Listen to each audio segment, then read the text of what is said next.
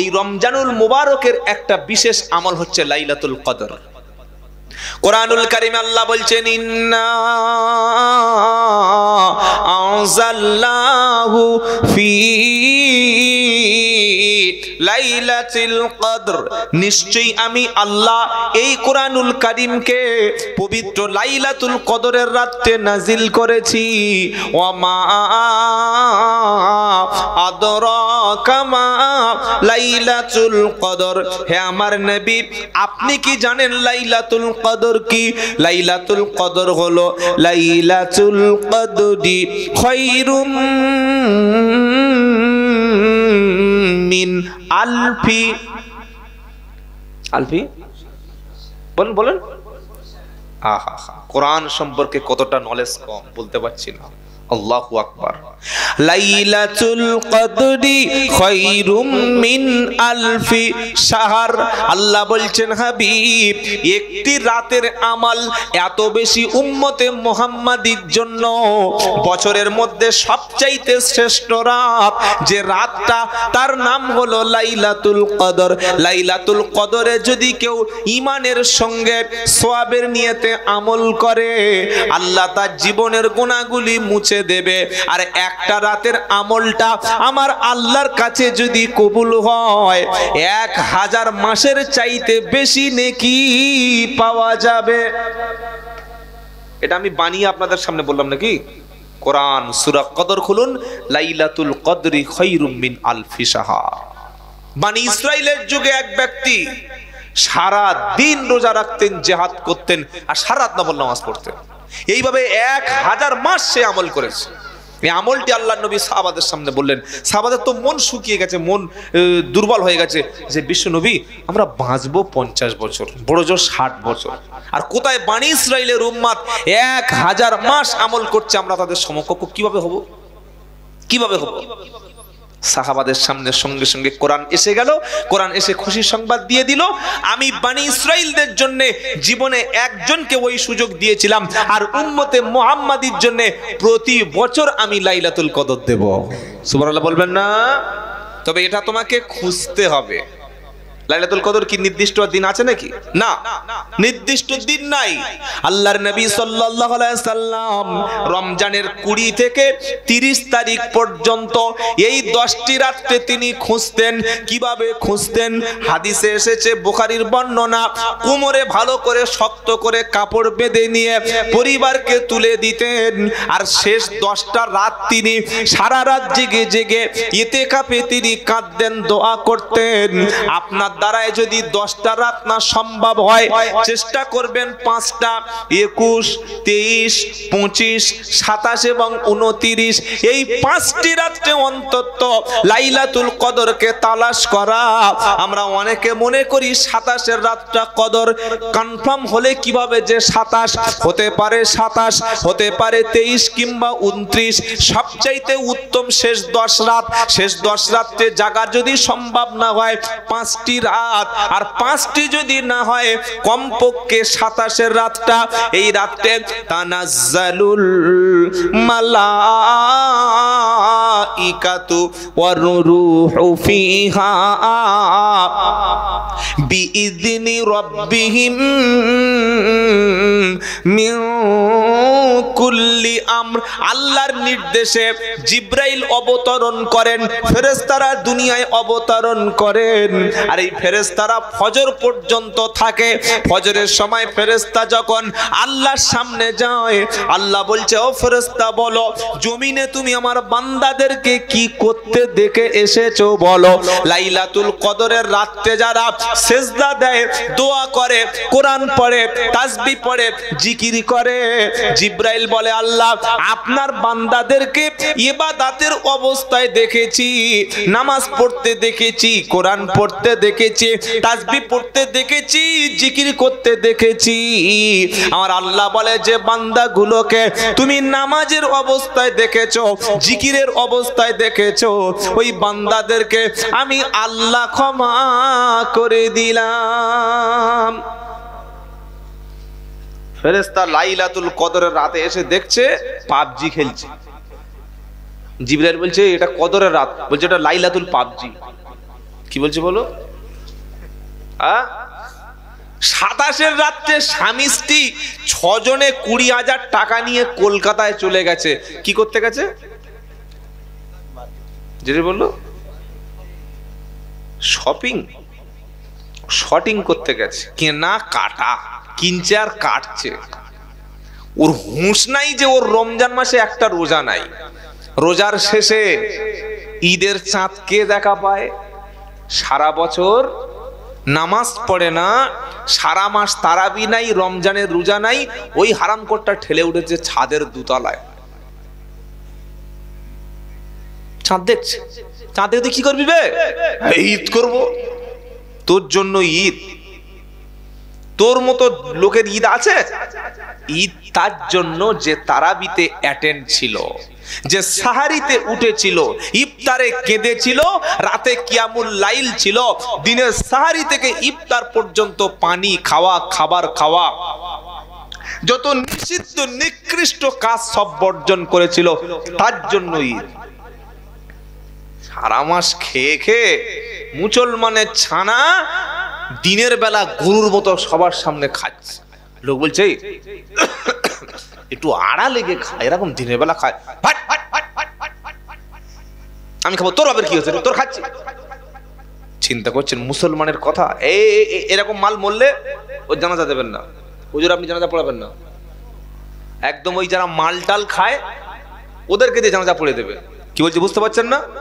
এটা আমার ফতোয়া নয়, ইমাম আবু হানিফা আলাইহি রহমা, ইমাম আজমের ফতোয়া।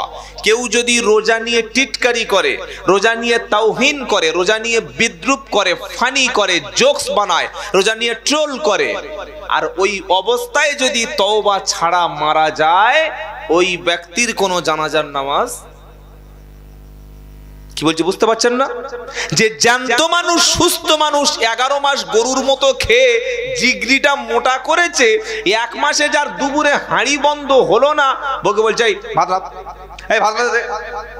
মেয়েরা ভয়তে আচ্ছা দিচ্ছি দাঁড়াও।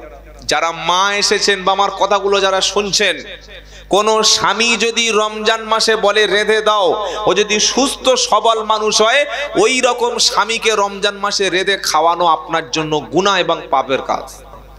কি বলছি বুঝতে পারছেন না? ছোট্ট ছোট্ট বাচ্চারা এখন গোঁফ উঠেনি, দাড়ি উঠেনি, ভালো করে হাঁটতে পারছে না, গলা টিপলে কলকল করে দুধ বার হয়ে যায়, সে ভোর থেকে রোজা করছে। আর এই 3 ছেলের বাপ না খেয়ে দুপুর সকালবেলা 2 কেজি চালের পান্তা খেয়ে নেছে, দুপুরে বলছে ডিম ভাজো, ভাত খাবো, আবার বিকালে সিগারেট টানছে রমজান মাসে। মেয়েরা একবার দাঁত ফাটিয়ে দিয়ে, একবার লজ্জা শরম কিচ্ছু নেই। চায়ের দোকানে ঝাঁপ ফেলে দিয়ে দেখি পা দেখা যাচ্ছে, কে রে? দেখি মাল ভিতরে চালাচ্ছে। আবার ঈদের সময় সামনের কাতারে গিয়ে ইমাম সাহেবের সঙ্গে মিলবে বলে একবার সাদা পাঞ্জাবি ছিটপুর থেকে কিনেছে, শেরওয়ানি, মাথায় সুন্দর একদম হাজির রুমাল, আর সেই আরদি কাপড়ের পাজামা। কি বুঝলেন? পায়ের নিচে পাজামা দিয়ে আর একটা সেই ভালো দামি প্যারাগনের জুতো কিনে এমন করে ইমাম সাহেবের পিছনে এরকম লাইন দিয়ে বসে আছে যেন মোকাব্বা, যারা তকবির দেবে। ঈদের নামাজ হয়ে গেছে, যে তারাবি পড়েছে, সেহরি করেছে, ইফতার করেছে, সে একটু ইমামের সঙ্গে গিয়ে মিলবে, ও ছুটে ছুটে হুজুর একটু এসো, বুকে বুকে মিলে নাও। তার মানে আমি শালার 1 বছর আসবো না। কি বুঝলেন? ওমালার 1 বছর আসবে, ওই একবার পালাতে পারলে হয়। বুকে মিলে নিয়ে বুকটা আরাম করছে, কি হালকা করেছি, তোর বুকটা একটু দেয়ালের যে ওই প্লাস্টার করেছে বালি, ওর গায়ে একটু ঘষে দেখ কেমন লাগে। অনুরোধ করে বলে যাচ্ছি, শপিং বেশি না করে শপিং বা কেনাকাটার প্রয়োজন নিশ্চয়ই আছে, আছে না নাই? কারণ ঈদের সময় নতুন কাপড়, ভালো পোশাক পরে ঈদের যাওয়া সুন্নাত। সুবহানাল্লাহ বলেন। শপিং যদি করতে হয় রমজান মাসের শুরুতে শেষ 10 দিন নয়, লাইলাতুল কদরের রাত 20 থেকে তালাশ করব, তার আগে কেনাকাটাটা সেরে নেব বলেন। এবার একটা বিবেকের কাছে প্রশ্ন করুন, নিজের ছেলের জন্য, মেয়ের জন্য, জামাইয়ের জন্য, ভাড়া ভাইয়ের জন্য, শালির জন্য 20,000 টাকা শপিং হলো, আর মসজিদে ইমামের জন্য ভেবে বলো ক টাকা শপিং হলো? এই ইনসাফটা মসজিদ কমিটির মধ্যে অধিকাংশ জায়গায় নাই। ইমামের জন্য একটা স্যান্ট্রো গেঞ্জি, 4 মিটার পাঞ্জাবি, হাজি রুমাল আর একটা লাক্স কোজি এনেছে। সেক্রেটারির বউ বলছে এইসব কি এনেছো? বলে ইমামের বিদায় করব। তো কবে দেবে? বলে ঈদের দিন সকালবেলা। ঈদের দিন সকালবেলা কি দিচ্ছে বুঝতে পেরেছেন? স্যান্ড্রো গেঞ্জি, হাজি রুমাল, 4 মিটার কাপড়া, লাক্স কোজি। লাক্স কোজি মানে কি? লাক্স কোজি বোঝেন? এরা কোন নবীর? নূহ নবীর উম্মত না মুহাম্মদ সাল্লাল্লাহু আলাইহি ওয়াসাল্লামের উম্মত? বুঝতে পারছি। আচ্ছা বলুন, ইমামকে সকালবেলা আপনি জামা কাপড় দিলেন, উনি যখন জামা কাপড় পরে বিকালে বাড়ি যাবেন, ওনার ছোট ছেলেটা, বড় মেয়েটা রাস্তার দিকে তাকিয়ে আছে, আব্বা আমার জামা কাপড় দেবে, তার চোখ থেকে জল আসবে কি আসবে না? এই ইনসাফ মসজিদ কমিটির করা উচিত ছিল কি ছিল না? রমজান মাসে মিটিং এ ভেবে দেখবেন। কি বলছি বুঝতে পারছেন না? প্রত্যেকটা কাজে দেখবেন পুজোর সময়, রমজান সময় বোনাস আছে। ইমামের বোনাসটা কোথায় গেল? আমি বলছি না যে আপনি তাকে দিন, কিন্তু নিজের বিবেককে প্রশ্ন করুন যে আমার মহল্লা সবাই যদি খুশিতে ঈদ করে, আমার ইমাম তারও জামা কাপড় দিচ্ছি, যদি 2000 টাকা মসজিদ কমিটির থেকে 3000 টাকা ইমাম সাহেবের বাড়িতে বলি, হুজুর আপনি এটা আপনার ছেলে মেয়ের জন্য দুটো জামা কাপড় কিনে 1 সপ্তাহে দিয়ে আসবেন, মসজিদ কি সব ফকির হয়ে যাবে? এই ইনসাফটুকু আজকে জাতির মধ্যে নাই। তাই ইনসাফ নাই বলে আজকের এই আযাবের মুখোমুখি হচ্ছি। কথাটা কি একটু কষ্ট হলো শুনে আপনাদের? একটু ভেবে দেখবেন বাবাজিরা। রমজান মাসের 4 নম্বর আমল হলো, সেই আমলটা যেটা বলেছি সেটা হলো আল্লাহর নবী সাল্লাল্লাহু আলাইহি ওয়াসাল্লাম যে আমল করতেন, সেই আমলটা আপনাদের সামনে পেশ করলাম। আল্লাহ আমল করার তৌফিক দান করুক, বলুন আমিন। 5 নম্বর রমজানের আমল হলো জামাতে নামাজ কাজা করবেন না, বলুন ইনশাআল্লাহ। 11 মাস বিভিন্ন কাজে ছিলাম, রমজান মাস যখন শুরু হবে আমার যুবক ভাইয়েরা যত কাজ থাকুক না কেন, ফজর, জোহর, আসর এবং মাগরিব, ঈশা, এই 5টা ওয়াক্তে অবশ্যই জামাতে নামাজ আদায় করবেন। একা নামাজ পড়লে যে নেকি, আর জামাতে নামাজ পড়লে আমার আল্লাহ 27 গুণ নেকি বাড়িয়ে দেবে।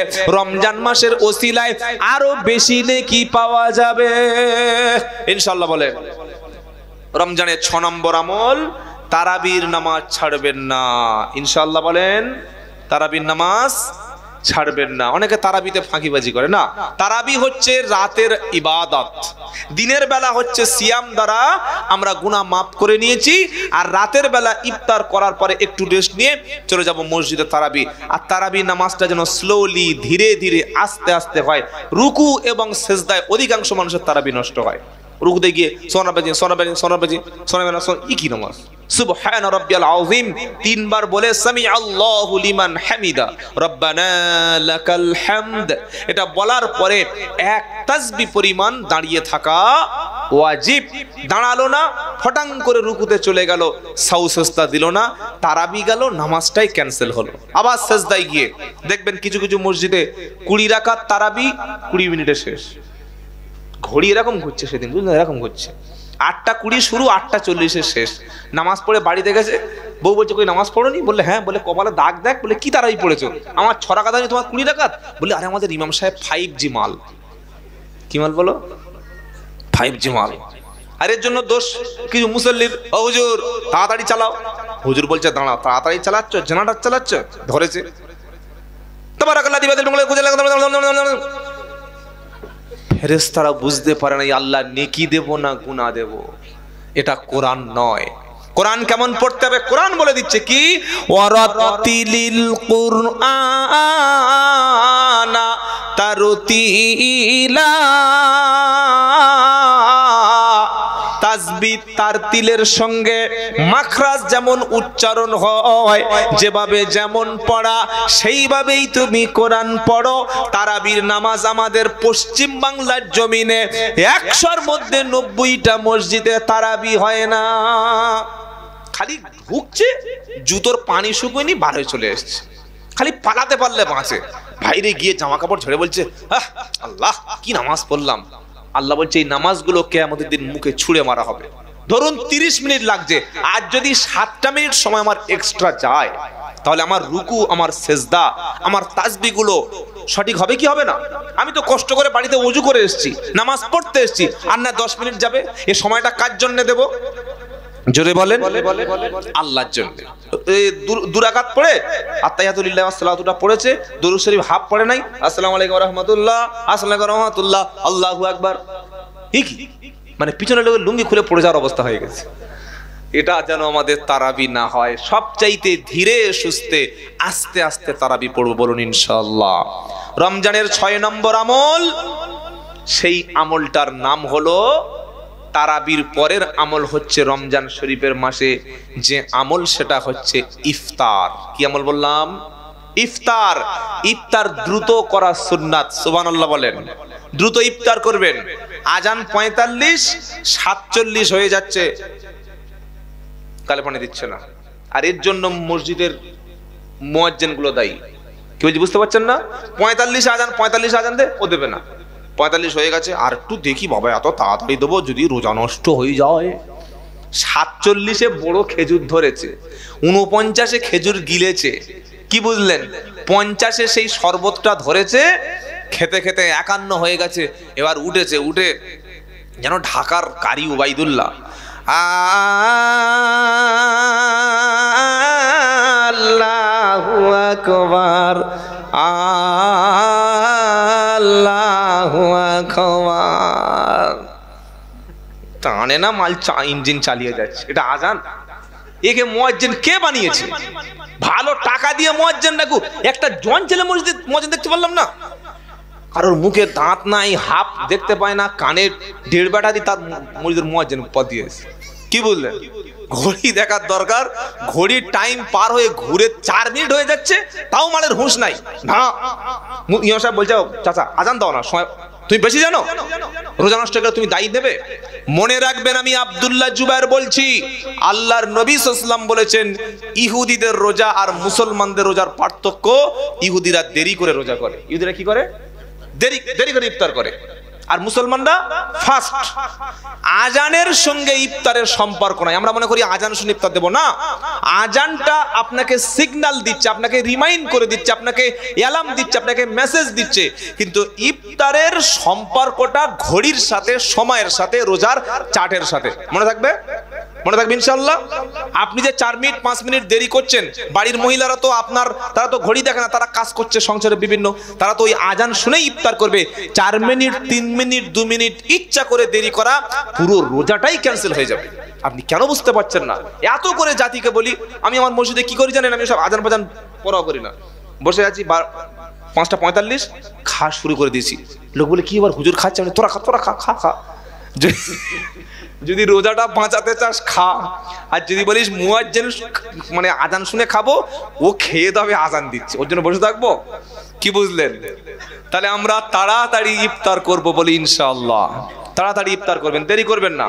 টাইম দেখে ইফতার করে দিলেন। তুই আজান দিবি কি না দিবি সেটা তোর ব্যক্তিগত ব্যাপার, তবে ঘড়িটা যেন ঠিক থাকে, মনে থাকে যাবে ইনশাআল্লাহ। রমজানের 7 নম্বর আমল হলো সাহারি করা। কি করা? সাহারি। আল্লাহর নবী সাল্লাল্লাহু আলাইহি ওয়াসাল্লাম বলেছেন, তাসাহহারু ফাইন্না ফিস সুহুরি বারাকা। নবী সাল্লাল্লাহু আলাইহি ওয়াসাল্লাম বলেছেন, তোমরা সাহারি খাও, কারণ সাহারিতে বরকত আছে। সুবহানাল্লাহ বলেন। যদি কিছুই না খেতে পারেন, অন্তত এক গ্লাস পানি বা একটু খেজুর খেলেন, এর সওয়াব বা এর বরকত দিয়ে দেবেন কে? আল্লাহ। এই কথাগুলো আল্লাহ আমাদের আমল করার তৌফিক দেবে ইনশাআল্লাহ বলেন।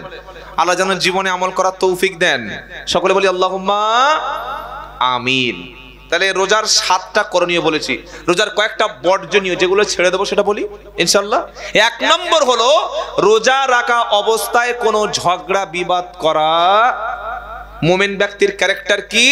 ওয়া ইবাদুর রাহমানিল্লাযীনা ইয়ামশুনা আলাল আরদি হাওনা ওয়া ইদা খাতাবাহুমুল জাহিলুনা ক্বালু সালামা। এটা 19 পারা সূরা ফুরকানের 64 নম্বর আয়াত। আল্লাহ বলেন, আমার প্রকৃত খাঁটি বান্দা তারা জমিনে যখন চলবে শান্তভাবে, নম্রভাবে, ভদ্রভাবে চলবে, কথা বলবে তো ভদ্রভাবে বলবে। কোনো মূর্খ যদি, কোনো অসভ্য ব্যক্তি যদি, কোনো জাহিল যদি তার সঙ্গে তর্কে লিপ্ত হয়, মুমিন বলবে, আসসালামু আলাইকুম ভাই, হাতে সময় নাই, তোমার সাথে তর্ক করব না, তোমার সাথে আমি ঝগড়া করব না। কারণ ঝগড়া করলে রোজার ক্ষতি হয়। আর যত ঝগড়া মুসলিম পাড়ায় রমজান মাসে শুরু হয়, একে পেটে ভাত নেই, শাশুড়ি এক কথা বলেছে, বৌমা এক কথা বলেছে, তেলে বেগুনে জ্বলে উঠেছে, কে বললি, আমার বললি বলে ঝাঁটা নিয়ে তেড়ে এসছে। আল্লাহ বলছে ফেরেশতারা দেখ এদের অবস্থা, দেখ এরা নাকি রোজাদার, এজন্য রোজা অবস্থায় আমরা ঝগড়া করব না ইনশাআল্লাহ। বলেন 2 নম্বর, রমজান মাসের বর্জনীয় হলো রোজা রেখে আমরা গীবত করব না ইনশাআল্লাহ। ইনশাআল্লাহ বলেন, কারণ নবী সাল্লাল্লাহু আলাইহি ওয়াসাল্লাম বলেছেন আল গীবাতু আশাদ্দু মিনাজ জিনা, গীবত হলো, পরনিন্দা হলো জিনার চাইতে বড় অপরাধ। আল্লাহর নবীকে সাহাবারা জিজ্ঞাসা করছেন, হুজুর গীবত কি, গীবতটা কোন জিনিস? আল্লাহর নবী সাল্লাল্লাহু আলাইহি ওয়াসাল্লাম বললেন, তুমি এমন কোন কথা তোমার ভাই বা তোমার বোন বা তোমার মুসলিম কোন ব্যক্তির পিছনে তুমি তার অসাক্ষাতে আলোচনা করছো, যে কথাটা তার সামনে বললে সে কষ্ট পাবে। কি বললাম বুঝতে পারছেন? গীবতের সংজ্ঞা, ডেফিনেশন, এমন কোন কথা আপনি আপনার ভাইয়ের পিছনে তার অবর্তমানে আপনি বলছেন যেটা তার সামনে বললে এটা কষ্ট হবে, তার জন্য অপমানজনক হবে। সাহাবারা বললেন, হুজুর যদি সে কাজটা করে থাকে আর তার পিছনে বলবো না, কি আমরা কি বলি, আমরা কি করি জানেন? গীবত করছে রমজান মাসে রোজা করে, আর বলছে না ও করেছে ওর দোষ নাই, আমি বললি আমার দোষ নাই, এরকম বলছে। কিন্তু আল্লাহর নবী সাল্লাল্লাহু আলাইহি ওয়াসাল্লাম কি বললেন? তোমার মুসলিম ভাই বা বোনের পিছনে, কোন পুরুষ কোন নারীর পিছনে এমন কথা বলছো যে কথাটা তার সামনে বললে একটু বলুন কষ্ট পাবে, আমার কথাগুলো একদম মুখস্থ করে নিন, কষ্ট পাবে। তো সাহাবারা বলেন, হুজুর যদি ওই কাজটা তার মধ্যে থাকে, নবী বললেন থাকলে তবে তো গীবত হবে। যদি কেউ চুরি করে আর তার পিছনে আপনি সব জায়গায় বদনাম করে দিচ্ছেন বা তাকে কথা বলছেন, একজন একটা অন্যায় করেছে আপনি সেটা বলে দিচ্ছেন, অথবা আপনি একজন ভুল করেছে তার ব্যাপারে আপনি সবার কাছে গীবত করে করে বেড়াচ্ছেন, কাজটা করলে তবে গীবত হবে। আর যদি সেই কাজটা না করে থাকে, নবী বললেন যদি কাজটা না করে থাকে আর তুমি তার পিছনে সমালোচনা করো, তাহলে ওটা হবে তোহমত। ওটা কি হবে? তার উপরে মিথ্যা অপবাদ। যদি সত্যি কাজটা করে থাকে আর তুমি সমালোচনা করছো, এটা কি হবে? গীবত। আর কাজটা যদি না করে থাকে, তুমি তার পিছনে যে মিথ্যা বলছো, এটা মিথ্যা তোহমত। তাহলে রমজান মাসে আমরা কোন মানুষের পিছনে, কোন নারী, কোন পুরুষ, কোন ব্যক্তির পিছনে গীবত, পরনিন্দা, পরচর্চা এগুলো মোটেই করব না, বলুন ইনশাআল্লাহ। গীবত কত বড় ধরনের অপরাধ! রাসূলের স্ত্রী আম্মা জান আয়েশা রাদিয়াল্লাহু তাআলা আনহা, রাসূল করিম সাল্লাল্লাহু আলাইহি সাল্লামের আরেকটা স্ত্রী, তার নাম হচ্ছে সাফিয়া রাদিয়াল্লাহু আনহা। নবীর স্ত্রী আম্মা জান আয়েশা সাফিয়া রাদিয়াল্লাহু আনহাকে বলেছেন তুমি বেটে, তার পিছনে অন্য বিপুদের কাছে বলেছে সাফিয়া বেটে। কি বলেছে? বেটে। বেটে, আচ্ছা বেটেকে বেটে বলা কি দোষ? হ্যাঁ না বলে না? আমরা মনে করি এটা কমন ব্যাপার। বেটে, টেকো, ভুঁড়িওয়ালা, কি বুঝলেন, কানা, দেড় ব্যাটারি, খোঁড়া, ভগা বলি না, পচা বলি কি বলি না? কোরআনুল কারীমে আল্লাহ বলছেন ওয়ালা তানাবাজু বিল আলকাব বিইসাল ইসমুল ফুসুক বাদাল ঈমান ওয়া মান লাম ইয়াতুব ফাউলাইকা হুমুজ জালিমুন। আল্লাহ পাক বলছেন তোমরা মন্দ নাম ধরে কারো ডেকো না। পাড়ায় একটা ছেলে আছে, পাটা একটু খোঁড়া, তাকে সকলে বলছে খোঁড়া আসছে। মাথায় একটু চুল উঠে গেছে, বলছে মাথায় টাক। চোখে একটু কানা, বলছে কানা দেখতে পাস না। পেটটা একটু মোটা, বলছে ভুঁড়িওয়ালা। একটা মেয়ে ছেলে একটু কালো, বলছে কালী ঠাকুর। কি বলছে? কালী ঠাকুর। একটা ছেলে একটু কালো, বলছে একেলে। এই আয়াতটা নাজিল হওয়ার কারণ আছে, যে আয়াতটা এক্ষুনি বললাম, এটা সূরা হুজরাতের আয়াত। আল্লাহর নবী যখন মদিনায় গেল, মদিনায় যাওয়ার পরে নবীজি দেখলেন মদিনায় প্রত্যেকটি মুসলমানের 3-4টে করে নাম। নবী যখন একটা নাম ধরে ডাকে, তখন ওই সাহাবা বলছে হুজুর এই নামটা শুনলে সে অসন্তুষ্ট হয়, ওই নামে ডাকুন। আল্লাহ পাক সঙ্গে সঙ্গে আয়াত নাজিল করে বললেন ওয়ালা তানাবাজু বিল আলকাব, তোমরা মানুষের খারাপ নাম ধরে ডেকো না। আর খারাপ নাম ধরে ডাকার পিছনে সবচাইতে দায়ী হচ্ছে বাপ মা। কি নাম?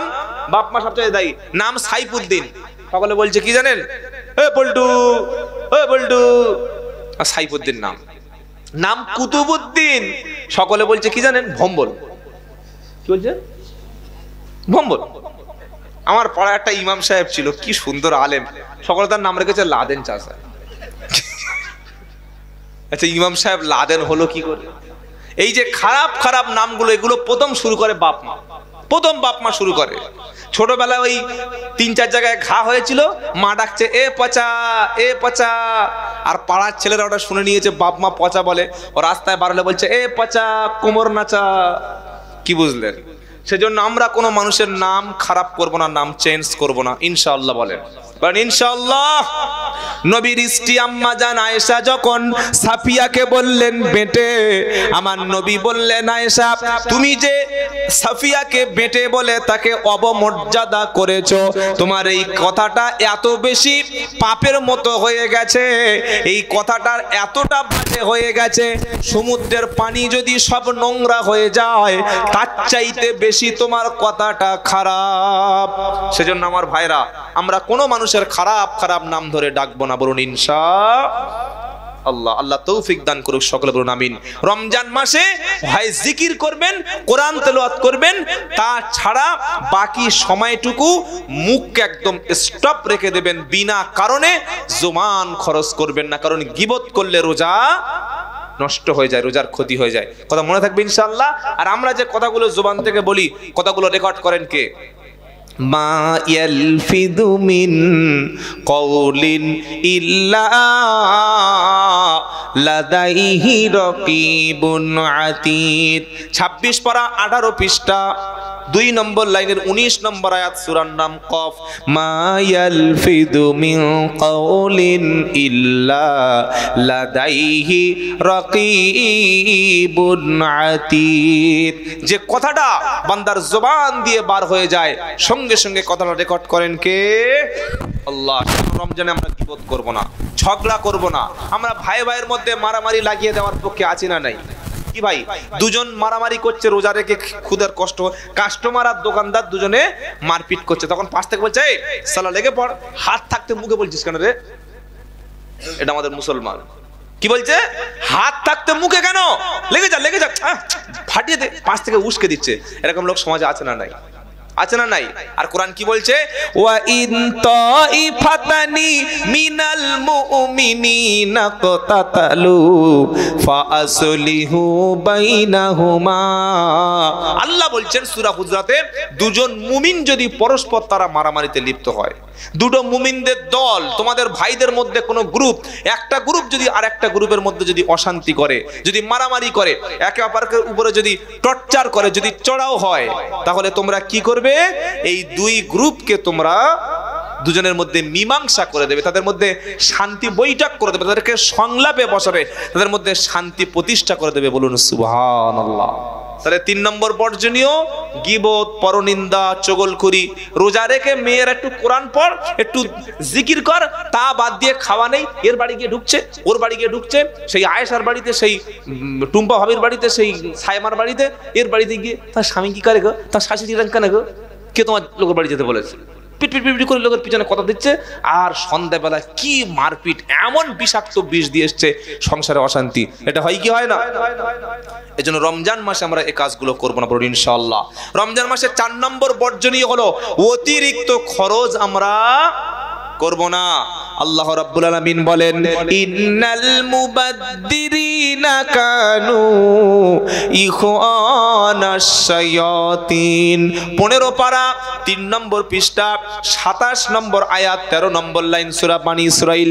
আমার আল্লাহ বলছেন, নিশ্চয়ই প্রয়োজন ছাড়া অতিরিক্ত খরচ যারা করে তারা হলো শয়তানের ভাই। শয়তানের ভাই সে কি আল্লাহর ওলি না শয়তান? কি ভাই বুঝতে পারছেন না? শয়তানের ভাই সে কি? সে শয়তান। এজন্য প্রয়োজন ছাড়া অতিরিক্ত খরচ যেন আমরা না করি। প্রয়োজন আমার 4টে খাবার হলে এত খাবার ইফতার সাহারি রান্না করে সব ডেনে ফেলে দিয়ে নষ্ট করে দিচ্ছে। বলছে যে ভাই তুমি খাবার নষ্ট করছো। বলছে আল্লাহ বলেছে রোজার মাসে কোনো হিসাব হয় না। কে ফতোয়া দিয়েছে তোমার? রোজার মাসে হিসাব হয় না কে বলেছে? যতটুকু প্রয়োজন ততটুকু খাবো, তার বেশি আমরা রান্না করব না, তার বেশি আমরা খাবার অপচয় করব না। বলি ইনশাআল্লাহ। আবার আল্লাহ রাব্বুল আলামিন বলেন কুলু ওয়াশরাবু ওয়ালা তুসরিফু ইন্নাহু লা ইউহিব্বুল মুসরিফিন। 8 নম্বর পারা 13 নম্বর পৃষ্ঠা 2 নম্বর লাইন 31 নম্বর আয়াত সূরার নাম আরাফ। আল্লাহ বলছেন খাও এবং পান করো, অপচয় করো না, কারণ অপচয়কারীকে আমি আল্লাহ ভালোবাসি না। মনে থাকবে ইনশাআল্লাহ। রমজান মাসে আমরা অপচয় থেকে আমরা নিজেরা বিরত থাকবো। ঈদের সময় দেখবেন কিছু কিছু এলাকায় পুরো এলাকা জুড়ে লাইটিং করে আর ঈদ মিলনের অনুষ্ঠানে বড় বড় ডিজে বক্স এনে ঈদ মিলন হয় না, হয় না? কি বলছেন? 1 মাস তারাবি সার ইফতার যা করেছে ঈদের দিনে বড় ডিজে বক্স বাজিয়ে ফেরেশতাদের আর কারো নামতে দেয় নাই জমিনে, আর নামতে দেয় নাই। পাড়ার লোকেরা বলছে কি হচ্ছে? বলছে ঈদ মিলন হচ্ছে। কি মিলন রে ভাই? বড় বড় জেবিএল বক্স এনে হিন্দি গান ছেড়ে দিয়ে লোকের ঘুম নষ্ট করে দিচ্ছে। এটা ঈদ মিলন না এটা শয়তানি হচ্ছে? এটা আল্লাহ যেন সমস্ত অপচয় থেকে আমাদের হেফাজত করে। সকলে বলি আল্লাহুম্মা আমিন। রমজানের শেষ যে বর্জনীয় যেটা আমরা করব সেটা খুব ইম্পর্টেন্ট, সেটা শুনে রাখেন। রমজান শরীফের মাসে বহুত মানুষ আছে যারা রমজান শরীফের মাস আসার পরে তাদের জীবনের মধ্যে কোনো পরিবর্তন আসেনি। সেই মিথ্যা কথা, সেই চগলখুরি, সেই ওজনে কম দেয়া, সেই নামাজ কাজা করা, সেই নাপাকি থাকা। বরং রমজান মাস প্রথমে বলেছে আমাদেরকে সংশোধন করার জন্য এসছে। যত রকমের হারামি কাজ, নোংরামি কাজ, অশ্লীলতা আমার চেহারা, আমার চরিত্রে, আমার আমলে, আমার আকলাকে, আমার মামালাতের মধ্যে যত রকমের খারাপ কাজ আছে, খারাপ চরিত্র, সব আমি বর্জন করে দেব বলি ইনশাআল্লাহ। আর দুটো কথা বলবো নাকি শেষ করে দেবো? আর কিছুক্ষণ শুনবেন আপনারা? কি আপনারা কষ্ট পাচ্ছেন না তো? একটা এই লোক বলছে একটা সারা রাত হোক নাকি? আপনি সারা রাত থাকবেন, আমি চলে যাবো। আলহামদুলিল্লাহ আলহামদুলিল্লাহ। না পৌন একটা, এই ইমাম সাহেব ঠিক বলেছে। 1টা পর্যন্ত হয়ে আর খাওয়া দাওয়া শেষ আছে নাকি? খানা তাবারক, তাই তো? 1টায় বক্তব্য শেষ, তাবারক খেতে খেতে 1:45। বাড়িতে শুয়েছে 3টের সময় যে শোবে ও আর 5টায় উঠবে? হ্যাঁ, ফজরের সময় ফেরেশতা এসে দেখছে কোমরের লুঙ্গি নাই। বললে আল্লাহ কি হলো কি হলো? বলে পালা পালা পালা, কেটে পড়ো। এরকম জলসারও প্রয়োজন নাই, এরকম বক্তব্যের প্রয়োজন নাই। আমি সব জায়গায় বলি, আজও বলছি, জলসা শোনা, জলসা দেওয়া ফরজ, ওয়াজিব না। নামাজ পড়া ফরজ। অল্প খালি 2-4টে কথা শুনবেন, ওটুকুই আমল করবেন, ইনশাআল্লাহ কাফি। ইনশাআল্লাহ বলেন, বলেন ইনশাআল্লাহ। যদি একটা আমরা আমল করতে পারি, ওটাই তো আজকে আমাদের জন্য নাজাতের জারিয়া হয়ে যাবে। সুবহানাল্লাহ বলেন। আর সারা রাত 3 ঘন্টা শুনেছে, বক্তব্য কি? বাড়ি গিয়ে বউ বলছে কি শুনলে একটু বলো। বলছে না রে কিছু মনে নেই। ও শোনার কোনো দাম নাই। যাই হোক, রমজান সম্পর্কে কয়েকটা কথা আমরা আলোচনা করে নিলাম ইনশাআল্লাহ। চলুন ছোট্ট একটা টপিক যাকাতের উপরে 2-1টা আলোচনা করি। যাকাত কি বলেছি? যাকাতটা কি? যাকাত হচ্ছে আপনার সম্পদটাকে আল্লাহ চান যেন আপনি পবিত্র করে নেন। বলুন সুবহানাল্লাহ। যেখানে কোরআনুল কারীমে নামাজ আছে সেই জায়গায় যাকাত আছে। যেমন আকিমুস সালাতা ওয়া আতাউজ যাকাতা ওয়ারকাউ মা'আর রাকিঈন। প্রথম পারা সূরা বাকারার 44 নম্বর আয়াতে আল্লাহ বলছেন নামাজ কায়েম করো, সাথে সাথে যাকাত দাও, আর রুকুকারীদের সাথে তুমি রুকু করো। নামাজের পরে যাকাত আছে না নাই? কি বলছেন, আছে না নাই? যাকাত শব্দের অর্থ হলো আপনার সম্পদকে পবিত্র করে নেওয়া, আপনার মালটাকে যাতে পবিত্র হয়ে যায়, বা দরিদ্র গরিব মানুষের হকটা, আপনার অর্থের অপবিত্র অর্থটা আপনি বার করে দিলেন, দিয়ে আপনার সম্পদ পবিত্র করে নিলেন। এটা হচ্ছে যাকাতের অর্থ, যাকাতের আবিধানিক। আর যাকাতের এভাবে এই ছেলে এই 3টে বাচ্চাকে তুলে দাও দেখি, কতটা দুধ খেয়েছে একটু দেখি। গোগার সাথে আর 2-3টে গোগা জুড়ে গেছে। থাক বাবা, ও তো ভালো ছিল, ওর পিছনে কাটি দিচ্ছে কে? বসো বসো, থাক বাবা থাক। আহা, আর 20 থেকে 15 মিনিট, তার বেশি কথা বলবো না। একটু এই বিষয়ের উপর শুনে নেন, ডিস্টার্ব করবেন না প্লিজ, কারণ কথাগুলো আমাকে ভেবে চিন্তে গবেষণা করে বলতে হচ্ছে। কি বললাম? জাকাতের আবিধানিক অর্থ হচ্ছে, জাকাত মানে হচ্ছে অর্থটা পরিষ্কার করে নেওয়া। দরিদ্রের গরিব মানুষের কর, আমরা যে সরকারি ট্যাক্স দিই না, দিই কি দিই না, এটা ট্যাক্স দিই, ঠিক গরিবের একটা ট্যাক্স ইসলাম আল্লাহ তাআলা ধনীদের দ্বারা দেওয়ার ব্যবস্থা করেছেন, বলুন সুবহানাল্লাহ। আর জাকাতের পারিভাষিক কি? নির্দিষ্ট অর্থ সম্পদশালী ব্যক্তির নির্দিষ্ট পরিমাণের একটা অর্থ বছরের শেষে বার করে গরিব এতিম মিসকিনের হাতে তার পাওনাটা বুঝিয়ে দেওয়ার নাম হলো যাকাত। খুব ছোট্ট করে বলছি, শুনে নেন। এবার সূরা বাকারার 277 নম্বর আয়াতে আল্লাহ পাক যাকাতের কথা বলছেন, ইন্নাল্লাযীনা আমানু ওয়া আমিলুস সলিহাতি ওয়া আকামুস সালাতা ওয়া আতাউজ যাকাত লাহুম আজরুহুম ইনদা রাব্বিহিম ওয়ালা খাউফুন আলাইহিম ওয়ালা হুম ইয়াহজানুন। আল্লাহ পাক বলেন, নিশ্চয়ই ঈমান এনেছে যারা, ভালো কাজ করেছে যারা, নামাজ কায়েম করেছে যারা, যাকাত দিয়েছে যারা, তাদের পুরস্কারটা আল্লাহর কাছে গচ্ছিত আছে। আর তাদের জন্য খুশির সংবাদ কি? নামাজ পড়ে যাকাত দেনেওয়ালা ব্যক্তি, আল্লাহ পাক বলেন, ফালা খাউফুন আলাইহিম ওয়ালা হুম ইয়াহজানুন। নামাজ পড়ে যারা, ঈমান এনে আর যাকাত দেয়, আল্লাহ বলেন আখিরাতে তাদের কোনো চিন্তা নাই, কোনো ভয় নাই। সুবহানাল্লাহ পড়েন। আবার মসজিদ কমিটির মধ্যে যারা থাকবে তাদেরকে যাকাত দেনেওয়ালা যেন তারা হয়। আল্লাহ পাক বলেন, ইন্নামা ইয়ামুরু মাসাজিদাল্লাহি মান আমানা বিল্লাহি ওয়াল ইয়াউমিল আখির ওয়া আকামাস সালাতা ওয়া আতাজ যাকাতা ওয়া লাম ইয়াখশা ইল্লাল্লাহ। 10 নম্বর পারা 8 নম্বর পৃষ্ঠা 9 নম্বর লাইনের 18 নম্বর আয়াত, সূরার নাম তাওবা।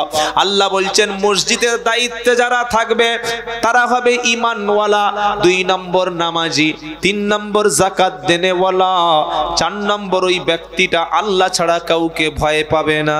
সুবহানাল্লাহ পড়েন। আবার আল্লাহ তাআলা যাদের জন্য জান্নাতে ঘর তৈরি করে রেখেছেন, সুবহানাল্লাহ বলবেন না?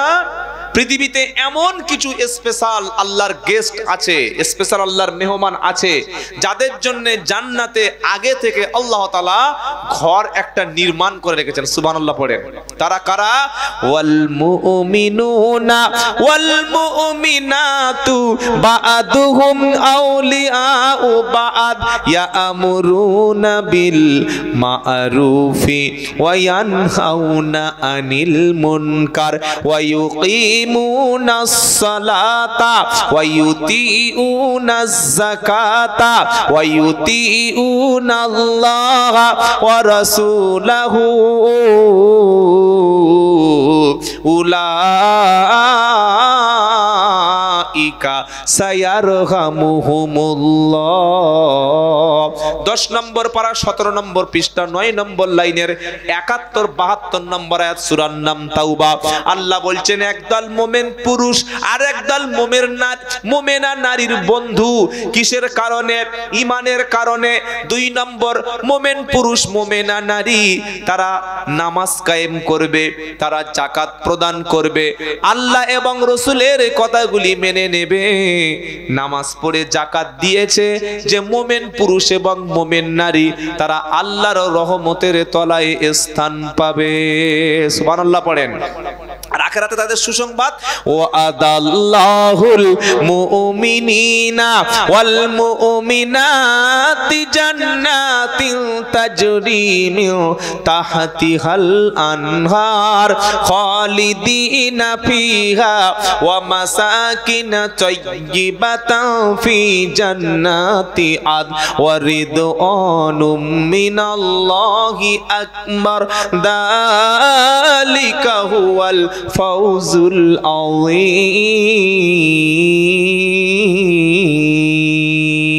আযীম। সুবহানাল্লাহ। এই ওখানে কথা বলছে কারা, ওদেরকে তুলে আনো তো দেখি, তুলে আনো দেখি, কমিটির দুজন আছে বাবা, ধরে আনো। ওদের মোচনমানি হয়নি মনে হচ্ছে এখন, এত রাত্রে আর কথা বলছে ওরা কি, এটা কোরআনের আয়াত পড়া হচ্ছে, ওখানে কথা বলেই যাচ্ছে। এটা কবে আল্লাহ এদেরকে হেদায়েত করুক, বলুন আল্লাহুম্মা আমিন। আচ্ছা আমি কি আর 10 মিনিট বলবো না, শেষ করে দেবো?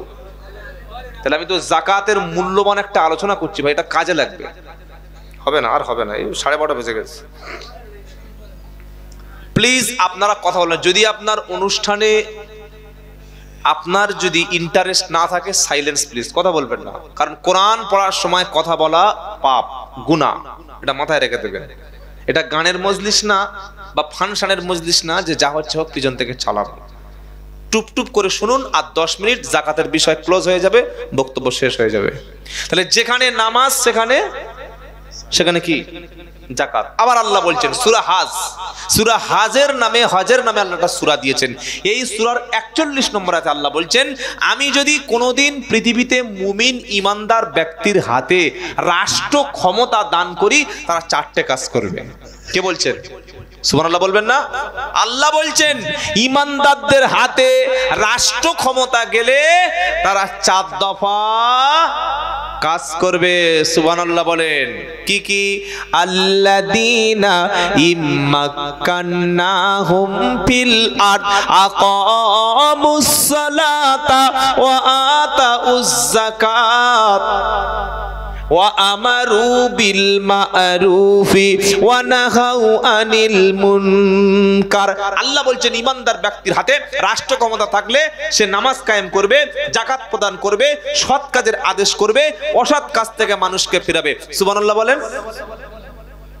খালি ওই রমজান মাসে বড় ব্যানার করে আর ইফতার পার্টি করবে না, পেশাব করে পানি নেয় না, সে দেখি ইফতার পার্টিতে মাথায় হাজি রুমাল দিয়ে এরকম গালে পানি ধরে বসে আছে, আজান হবে খাবে। তুই তো সকালে খেয়েছিস, দুপুরে খেয়েছিস, বিকালে খেয়েছিস, একটু আগে চা খেয়েছিস, বিস্কিট খেয়েছিস, বড় বড় ক্রিম খেয়েছিস, আর এখন তুই ইফতার খাবি মানে? ইফতার পার্টিতে অংশগ্রহণ করা কোনো মুমিন ব্যক্তির জন্য জায়েজ না। যদি বলে হুজুর কেন আপনি বাধা দিচ্ছেন, কেন আমরা ইফতার পার্টি করব? ইফতার হলো পবিত্র ইবাদত, মনে থাকবে ইনশাআল্লাহ। হ্যাঁ, যারা রোজা করছে তাদের জন্য ইফতার।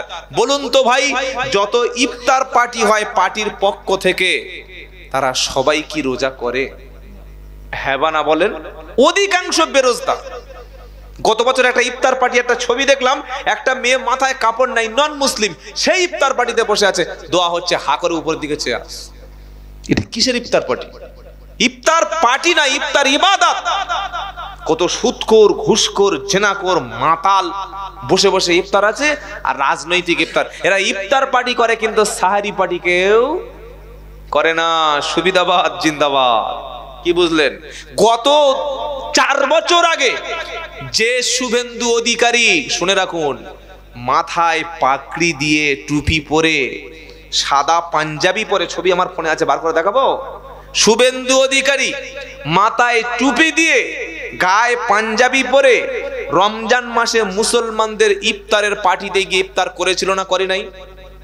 জোরে বলুন। আজ সে প্রকাশ্য বলছে আমি হিন্দুদের নেতা, হিন্দুরাই আমার ভোট দিয়েছে। এই যে সাম্প্রদায়িক বিষ পাপগুলো ছড়াচ্ছে, যদি আমাদের সরকার বা পুলিশ প্রশাসন ব্যবস্থা না নেয়, সামনে কোন দিন আসবে আপনি ভাবতে পারবেন না। এই সাম্প্রদায়িক লোকগুলি আমাদের দেশের জন্য, রাজ্যের জন্য ভয়ঙ্কর। অথচ এই হারামখোরের পেটে এখনো ইফতার আছে, ওই হারামখোর শুভেন্দুর পেটে এখনো ইফতার আছে। 3 বছর 4 বছর যায়নি খেয়েছে, মুসলমান হুজুরদের পাশে বসে, পীর সাহেবদের পাশে বসে ইফতার পার্টি করেছে। আর এখন মুসলমানদের জঙ্গি, সন্ত্রাসী, মুসলমানদেরকে পার হয়ে আয় জেহাদি, তালিবানি বলে তাদেরকে অপমান করছে কি করে না? সেজন্য ইফতার পার্টির নামের ভণ্ডামি বাদ দিন। রমজান মাস আসলে নিজে ইফতার করুন। কোন রাজনৈতিক ইফতার পার্টিতে কোন ইমানদার ব্যক্তির অন্তত মিনিমাম যাওয়া উচিত। এবার আপনি যদি বলেন হ্যাঁ আমি রাজনীতি করবো, এবার কি করবেন সেটা আপনার ব্যাপার। তাহলে জাকাতের যে কথাটা বলছিলাম ভাই, এবার আসুন 1 মিনিটে শুনে নি, জাকাত কোন ব্যক্তির উপরে ফরজ শুনছেন আপনারা? নাম্বার 1, যদি 7.5 ভরি স্বর্ণ বা সোনা কারোর কাছে গচ্ছিত থাকে, ওই পুরুষ হোক নারী হোক, তার জাকাত ফরজ। 7.5 ভরি সোনা নাই, 52.5 ভরি রূপা বা চাঁদি, যেটা মিনিমাম ওই 600 গ্রামের মতো, 590 গ্রাম, 600 গ্রামের মতো যদি রূপা বা চাঁদি কারোর বাড়িতে থাকে, এই ব্যক্তির জন্য জাকাত ফরজ। সোনাও নাই 7.5 ভরি, আবার রূপাও নাই 52.5 ভরি, কিন্তু এই রূপোর পরিমাণে টাকা আছে। কত টাকা? কত টাকা হতে পারে? 52.5 ভরি বা প্রায় 590 গ্রাম। এই 600 গ্রাম রূপোর দাম বর্তমানে আমি ক্যালকুলেশন করে দেখেছি 58 থেকে 60,000 টাকা অ্যাপ্রক্স, কম বেশি হতে পারে। মোটামুটি বর্তমান বাজারে কোনো ব্যক্তির কাছে যদি 60,000-এর মতো, এবার কম বেশি বাজার ওঠানামা হিসাব করে নেবেন, 60,000, 55 থেকে 60,000 টাকার মতো থাকে, হয় 7.5 ভরি সোনা যদি থাকে জাকাত ফরজ, 7.5 ভরি সোনা নাই, 600 গ্রামের মতো রূপা আছে, 52.5 ভরি, তার উপরে জাকাত ফরজ। সোনা যখন নাই তখন টাকাটা জাকাতের রূপর হিসাবে হিসাব হবে। কত টাকা? 55 থেকে 60,000 টাকা কোনো ব্যক্তির কাছে যদি গচ্ছিত থাকে, তার ঋণ থাকে না, ঋণ নেই, দেনা নেই, কোনো কিছু নাই, আর এই টাকাটা 1 বছর তার কাছে থাকতে হবে। আপনাকে 1 মাস আগে আপনার কাছে 1 লাখ টাকা আছে, আর রমজান মাস চলে এসছে, আপনি মনে করছেন জাকাত দেবো, আপনার উপরে জাকাত ফরজ নয়। যেদিন আপনার কাছে 55 থেকে 60,000 টাকা আপনার কাছে আছে, ব্যাংকে হোক, ক্যাশে হোক, আর যেখানে হোক, ওই টাকাটা যেদিন 1 বছর আপনার কাছে স্টে করবে, 1 বছর যখন হয়ে গেল, বছর শেষে আপনার উপরে জাকাত ফরজ। ব্যবসারও জাকাত আছে, প্রচুর ব্যবসায়ী আছে যারা ব্যবসার মালের জাকাত দেয় না। এখন ব্যবসার জাকাতটা কিভাবে আপনি হিসাব করবেন? ধরুন আপনি কাপড়ের বিজনেস করছেন, কাপড় বিক্রেতা, বস্তালয়ে, আপনার কাপড়ের দোকানে 8 লাখ টাকার মাল আছে, আর ক্যাশ আছে 50,000 টাকা বা 1 লাখ টাকা, তাহলে 9 লাখ টাকা হলো। আপনি ব্যবসার যে মালটা রোলিং হচ্ছে, মানে কাস্টমার কিনছে আবার মাল আনছেন, এরকম রোলিং যে মালটা হচ্ছে, ওই মালের অ্যামাউন্টটা হিসাব করে নিলেন, কত টাকার মাল দোকানে মিনিমাম আনুমানিক থাকতে পারে। ওর সঙ্গে ক্যাশ টাকাটা আপনি যোগ করলেন, হিসাব করলেন, করে যদি দেখেন যে সর্বনিম্ন মানে 55 থেকে 60,000 টাকার উপরে, এবং এই টাকাটা যদি 1 বছর আপনার কাছে ব্যবসার মধ্যে থাকে, আপনার জন্য হিসাব করে জাকাত দেওয়া কি? জাকাত দেওয়া ফরজ। যত দামি মোবাইল হোক, দামি ঘর হোক, যেমন কারোর কাছে আইফোন আছে, তার কিন্তু জাকাত ফরজ না। কেউ একটা বুলেট গাড়ি চালাচ্ছে 3 লাখ টাকা, জাকাত ফরজ না। কেউ একটা ফরচুনা গাড়ি চড়ছে 30 লাখ টাকা, তার জাকাত ফরজ না। গাড়ি বাড়ি এগুলোতে জাকাত ফরজ হয় না, যত দামি হোক। কিন্তু যদি এই মালটা যদি ব্যবসায় যদি লাগিয়ে দেয়, তখন জাকাত কি হবে? ফরজ হয়ে যাবে। কথা মনে থাকবে ইনশাআল্লাহ। পুরুষ ব্যক্তি, সাবালক ব্যক্তি বা কোনো নারী সেও যদি স্বাধীনা নারী হয় এবং সে যদি সম্পূর্ণ সাহেবে নেশাব হয়, তার উপরে জাকাত ফরজ হয়ে যাবে। তবে দেখতে হবে এই জাকাত যখন ফরজ হয়ে যাচ্ছে, ফরজ হয়ে যাওয়ার সাথে সাথেই আপনি ক্যালকুলেশন করে জাকাত দেওয়ার নিয়ত করবেন। বলুন ইনশাআল্লাহ। এবার আসি, কত পার্সেন্টেজ জাকাত আপনার দিতে হবে, কত টাকা থাকলে কত দিতে হবে? 100 টাকার মধ্যে 97.5 টাকা আপনার, 2.5 টাকা গরিবের। 1000 টাকার মধ্যে 250 টাকা, কত? 1000 টাকার মধ্যে 25 টাকা, 2.5% আপনার, বাকিটা গরিবের। 10,000 টাকার মধ্যে 250 টাকা, 1 লাখ টাকার মধ্যে 2,500 টাকা, 1 কোটির মধ্যে 2.5 লাখ টাকা, মানে আপনাকে 2.5% টাকাটা গরিব মিসকিনকে দিতে হবে। কথা বুঝতে পেরেছেন না পারেন নাই? 1 লাখে 2,500 টাকা হিসাব করে আপনি দিয়ে দেবেন জাকাত, এটা ফরজ। এবার কাকে কাকে জাকাত আপনি দেবেন আর কাকে কাকে দেবেন না, এটা শুনে রাখেন। জাকাত দেবেন, সবচাইতে জাকাত পাওয়ার প্রথম অধিকার রাখেন আপনার প্রতিবেশী, আপনার নিকট আত্মীয়। কথা মনে থাকবে ইনশাআল্লাহ। আপনার চাচাতো ভাই, আপনার প্রতিবেশী, আপনার বাড়ির পাশে বা আপনার গ্রামের যারা, তারাই আগে জাকাত পাওয়ার উপযুক্ত ব্যক্তি, তাদের মধ্যে আগে দিয়ে দেবেন। বাড়ির পাশে ফকিরের খাওয়া হয় না, একটা বিধবা মা আছে, আর আপনি সেই কোথায় মাদ্রাসায় একটা বড় বিল কেটে দিলেন, জাকাত হবে, কিন্তু উচিত হচ্ছে আগে আত্মীয় স্বজনের মধ্যে এটা দিয়ে দেওয়া। মনে থাকবে ইনশাআল্লাহ। জাকাত দিতে পারবেন না কাকে? স্বামী তার স্ত্রীকে জাকাত দিতে পারবে না, স্ত্রী তার স্বামীকে জাকাত দিলে আদায় হবে না, বাপ তার ছেলেকে জাকাত দিলে জাকাত আদায় হবে না, ছেলে তার বাপকে জাকাত দিলে আদায় হবে না। তবে ভাই, ছোট ভাই বা ছোট বোন বা চাস্তো ভাই বা পাড়া প্রতিবেশী খুব যদি গরিব থাকে, জাকাতটা আপনি তার কিছুটা অংশ দেবেন। তবে দেওয়ার সময় নিয়ত থাকবে অন্তরে। কোথায় নিয়ত থাকবে? নিয়ত কি নিয়ত? আল্লাহ, আমি আমার অর্থ সম্পদের এই 2.5 ভাগ এটা আল্লাহর খুশির জন্য, এটা দরিদ্র গরিবের হক আমি দিয়ে দিচ্ছি। মনে নিয়ত করে নেবেন, মুখে জাকাত শব্দ উচ্চারণ করা জরুরি না। ধরুন আপনার চাচাতো ভাই বা আপনার ছোট বোন প্রচুর গরিব, বিয়ে হয়েছিল, স্বামী মারা গেছে, এখন ছেলেগুলো সব ভিক্ষা করে বা ছেলেগুলো ছোট, আপনি তাকে 30,000 টাকা বা 20,000 টাকা দিচ্ছেন। যদি বলেন, ও বোন আমি তোকে 20,000 টাকা জাকাত দিলাম, তখন বললো, ইস ভাইয়ের এত টাকার আমাকে জাকাতের টাকা দিচ্ছে। হয়তো সে তার মনে একটা দ্বিধা দ্বন্দ্ব আসতে পারে। আপনি তাকে সম্মানের সঙ্গে হাদিয়া মনে করে হাদিয়া বলেই দেবেন। তবে মনে নিয়ত থাকবে কি দিচ্ছেন? জোরে বলেন, জাকাত। কোন অমুসলিম, কোন মুশরিক, কোন অমুসলিমকে জাকাত দিলে জাকাত আদায় হবে না। মসজিদে জাকাত দিলে জাকাত আদায় হবে না, এটা যেন মাথায় থাকে। চলুন, জাকাত যখন দেবেন কোন কোন খাতে জাকাত দেবেন? এক, জাকাত পাওয়ার অধিকার রাখে ফকির। কে পাবে? জোরে বলেন। তবে এখন আমাদের যে এলাকায় ফকির, 2-3টে অ্যাকাউন্ট সব ফকিরদের নামে। কাকে দেবেন? লা ইলাহা ইল্লাল্লাহ, মাগো 2টো ভিক্ষা দাও। ব্যাগের মধ্যে 20 কেজি চাল আর এরকম মানি ব্যাগের দেখি 5,000 টাকা। তো তুই ভিক্ষা করছিস? তো মাথায় ইট মেরে ফেলে দেওয়া উচিত। 20 কেজি চাল 5,000 টাকা ব্যাগে নিয়ে ঘুরছে, ওর টাকা রাখার জায়গা নাই, ভিক্ষা করছে। কি বলছি বুঝতে পারছেন না? এরা ফকির না, এরা বদমাশ, এদেরকে ভিক্ষা দেবেন না। তার অবস্থা দেখে, তার খাওয়ার কিছু নাই, ঘর তেমন ভালো নয়, তার দেওয়ার কোনো উপায় নাই বা বাঁচার উপায় নাই, ওই ব্যক্তি ফকির। আর মিসকিন পাবে জাকাত। মিসকিনটাকে, মিসকিন হলো সেই ব্যক্তি যে ব্যক্তির ভালো ঘর নাই, খাবার নাই, উপার্জনের রাস্তা নাই, পঙ্গু হয়ে গেছে, অসহায় হয়ে গেছে, অথচ লোকটা লজ্জায় চাইতে পারছে না। এতটা ভদ্র, এতটা তার সেলফ রেসপেক্ট আছে লোকটার। অনেক আগে পয়সা ছিল, এখন গরিব হয়ে গেছে, নামাজ কালাম পড়ে, ভদ্র মানুষ, কাউকে লজ্জায় বলতে পারে না, অথচ তার টাকার দরকার, পয়সার দরকার। আপনি না দিলে সে অভুক্ত থাকবে, ক্ষুধার্ত থাকবে। এই রকম ব্যক্তিকে বেছে বেছে জাকাত দেবেন ইনশাআল্লাহ। বলেন। 3 নম্বর হলো ইতিম। ইতিম কারা? বাবা মা যাদের মারা গেছে, অর্থ সম্পদহীন নাবালক সন্তান, এই ইতিমকে জাকাতের টাকা দেবেন। বা ইতিমখানা, মাদ্রাসায় যে ইতিমগুলো থাকে, এই ইতিমদেরকে জাকাত দেবেন। বলেন ইনশাআল্লাহ। এগুলো কথা মনে থাকবে। পাড়ায় একটা মানুষ অসুস্থ, একটা বিধবা মা, স্বামী চলে গেছে, আর 2টো বাচ্চা নিয়ে কোন রকমের টেনে টুনে সংসার চালায়, দেখে সে লজ্জায় ভিক্ষা করে না, কারোর কাছে চায় না, ওই মোটামুটি যতটুকু হয় খায়। এইরকম একজন বিধবা মহিলাকে জাকাত আপনারা দেবেন। বলেন ইনশাআল্লাহ।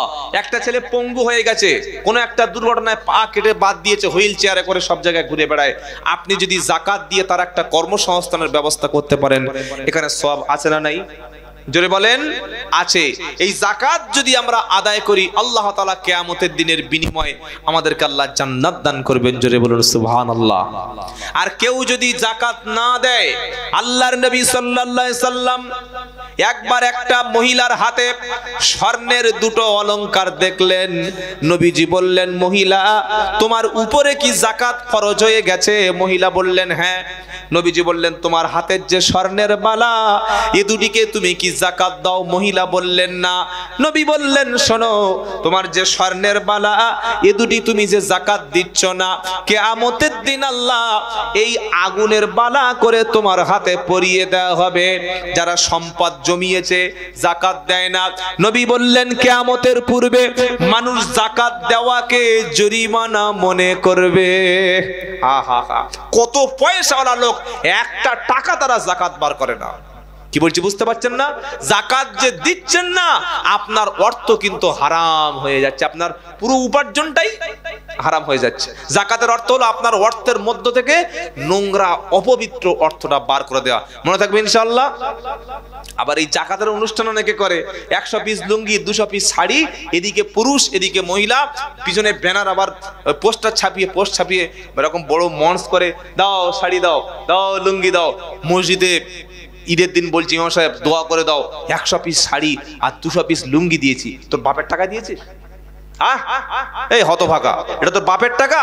যাকাত গরিবের উপরে দয়া না, খুব ভালো করে শোনা লাগবে ভাই। যাকাত কিন্তু গরিবের উপরে আপনি দয়া করলেন না। আপনার উচিত ছিল আপনার টাকাটা যেগুলো যাকাত ফরজ হয়েছে ওইটা গরিব এতিম বিধবা মিসকিন খুঁজে খুঁজে তার বাড়িতে পৌঁছে দিয়ে আসা। সে যে এসে নিয়ে গেছে আপনাকে জাহান্নামের আগুন থেকে বাঁচিয়ে দিয়েছে, তার কপালে চুমু খাও, 500 টাকা দাও যে ভাই তুমি এসছো, তুমি গাড়ি ভাড়া নাও। গরিবকে লুঙ্গি দিয়ে আর শাড়ি একটা করে দিয়ে বলছে আমি 20,000 টাকা যাকাত দিয়েছি, গরিবের দান করেছি। যাকাত কোনোদিন দান নয়, এটা প্রদান, এটা তার প্রাপ্য। মনে থাকবে ইনশাআল্লাহ। যাকাত যেন আনুষ্ঠানিকতা না হয়, লোক দেখানোর জন্য যাকাত যেন না হয়। গোপনেও দিলে আল্লাহ কবুল করবেন, প্রকাশ্যে আল্লাহ দিলে কবুল করবেন। আল্লাহ যাকাত দেওয়ার তৌফিক দান করুক সকলের জন্য, আল্লাহুম্মা আমিন। বিশ্বের মুসলমানরা যদি যাকাত দিত, মুসলমানদের মধ্যে একটাও ফকির থাকার কথা নয়। মুসলমানদের কোনো ছেলে তারা ওই চুরি ডাকাতি কিংবা অভাবের মধ্যে জীবনে লিপ্ত হওয়ার কথা নয়। মুসলমানদের ছেলে লেখাপড়া শিখতে পারছে না, আমরা সমাজ থেকে একটা ডাক্তার তৈরি করতে পারছি না, একটা পুলিশ অফিসার তৈরি করতে পারছি না। কেন পাচ্ছি না? আমরা ধনীরা যাকাত দেওয়া থেকে নিজেদেরকে হাত সরিয়ে নিয়েছি। যে সমাজে ধনীরা যাকাত দেয় না সেই সমাজে কোনোদিন কোনো উন্নতি হতে পারে না। কথা মনে থাকবে ইনশাআল্লাহ। আল্লাহ হেফাজত করুক, সকলে বলুন আল্লাহুম্মা আমিন। যাকাত না দিলে কি শাস্তি হবে এটা বলে আজকের মতো আমি সাবজেক্ট ক্লোজ করব ইনশাআল্লাহ। 10 নম্বর পারা সূরা তাওবায় আল্লাহ পাক বলছেন ইয়াউমা ইহুমা আলাইহা ফি নারি জাহান্নামা ফাতুকু বিহা জিবাহুহুম ওয়া জুনুবুহুম হাদা মা কানাজতুম লিআনফুসিকুম ফাদুকু মা কুনতুম তাকুনিজুন। যেদিন যাকাতের টাকা সম্পদ স্বর্ণগুলি জাহান্নামের আগুনে উত্তপ্ত করে মানুষের কপালে পিঠে পিঠে সেঁক দেওয়া হবে, তাকে স্পর্শ করা হবে, চামড়া পুড়ে যাবে, আর বলা হবে হাদা মা কানাজতুম, এই হলো তোমার সম্পদ, এই হলো গচ্ছিত সম্পদ। সেদিন সহ্য করা যাবে ভাই? এজন্য যাকাত যাদের ফরজ হয়েছে, যোগ্য আলেম ইমাম আছে, তার সঙ্গে আলোচনা করে ভালো করে, এটা বিশাল একটা মাসআলা, ক্যালকুলেশন করে বসে বসে দরিদ্র এতিম মিসকিন বিধবা তাদের প্রত্যেকের যাকাত আদায় করে দেবেন, বলুন ইনশাআল্লাহ। আর ঈদের নামাজ পড়তে যাওয়ার আগে রমজানের শেষে ফিতরা দেওয়া কি ওয়াজিব। গরিবের খাবার যেটা সাদকাতুল ফিতরা, এটা দিয়ে দেবেন ইনশাআল্লাহ। যা কিছু বললাম আর কথা বাড়াতে চাই না, দুটো বিষয়ের উপরে আলোচনা করেছি। এক রমজানের করণীয় বর্জনীয়, আর 2 নম্বর হলো যাকাতের উপরে কয়েকটি কথা আলোচনা করেছি। বাকি কথাগুলি আমরা আলেম ওলামাদের কাছে বসে যেটা বুঝতে পারি না বা জানতে পারি নাই, আলেম ওলামাদের কাছে জেনে নেবেন, নিয়ে আমল করবেন ইনশাআল্লাহ। ওমা তাওফিক ইল্লা বিল্লাহ, আলাইহি তাওয়াক্কালতু ওয়া ইলাইহি উনীব। সকলে প্রিয় নবীর মুহাব্বতে একবার দরুদ ইব্রাহিম পড়েন। আল্লাহুম্মা সাল্লি আলা মুহাম্মাদ ওয়া আলা আলি মুহাম্মাদ কামা সাল্লাইতা আলা ইব্রাহিম ওয়া আলা আলি ইব্রাহিমা ইন্নাকা হামিদুম মাজিদ। আল্লাহুম্মা বারিক আলা মুহাম্মাদি ওয়া আলা আলি মুহাম্মাদ কামা বারাকতা আলা ইব্রাহিম ওয়া আলা আলি ইব্রাহিমা ইন্নাকা হামিদুম মাজিদ। বাবা এখন একটু দোয়া হবে, আমরা প্রত্যেকে যারা যেখানে আছি, দোয়া হচ্ছে ইবাদত, দোয়া একটু ছোট্ট ভাবে আমরা শরীক হয়ে যাই, মুক্তাসর। আল্লাহুম্মা আমিন। রব্বানা যালামনা